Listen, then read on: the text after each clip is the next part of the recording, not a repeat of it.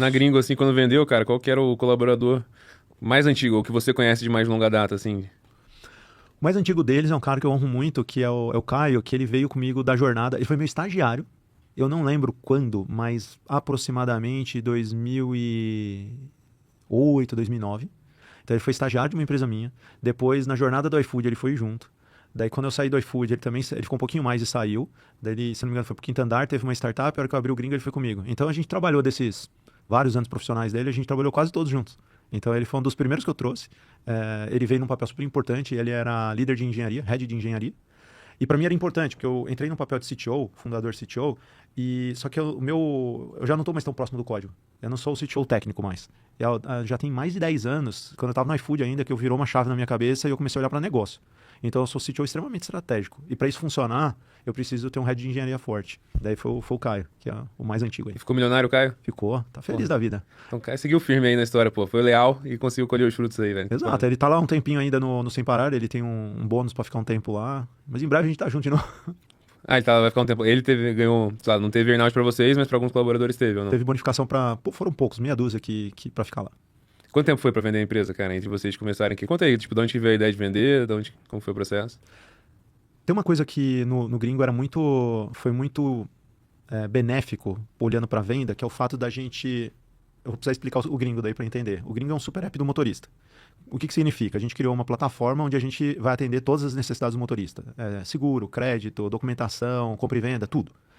Só que a gente ia começar por algum lugar. A gente começou pela parte de documentação, porque ali era onde a gente não teria um rival à altura. Não tem um player relevante nesse segmento. Qual documentação? A parte de manter o carro em ordem, licenciamento, multa, IPVA, a parte da CNH também. A gente olhou para essa parte legal.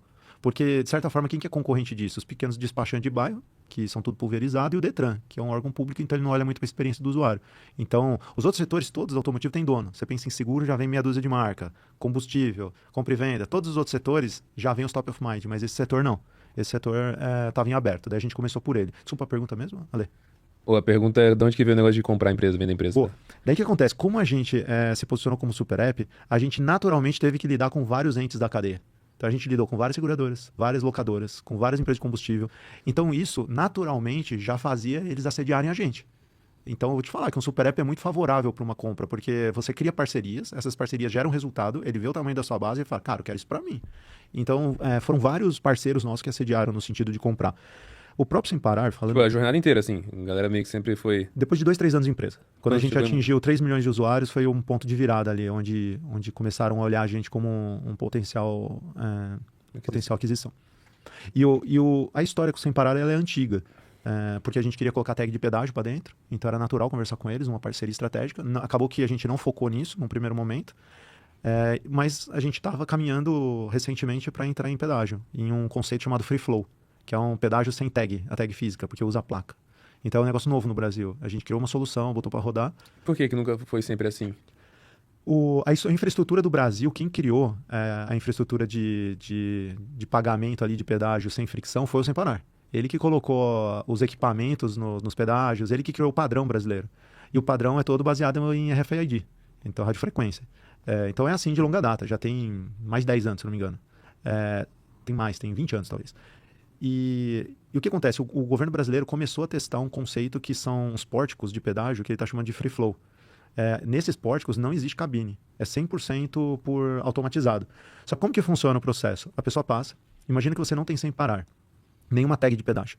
O que vai acontecer? Você vai ficar com uma dívida com a concessionária. Daí você tem que entrar num site, pegar essa dívida e pagar. Se você não pagar em X dias, você toma uma multa por evasão de pedágio.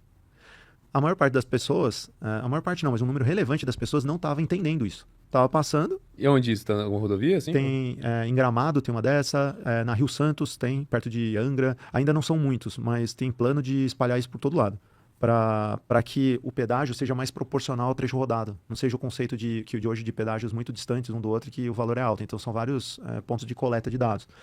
E esses pórticos são muito mais baratos, porque você não tem que ter cabine, não tem que ter funcionário, um monte de coisa. Só que virou um grande problema para as concessionárias isso, porque a inadimplência passou a ser alta.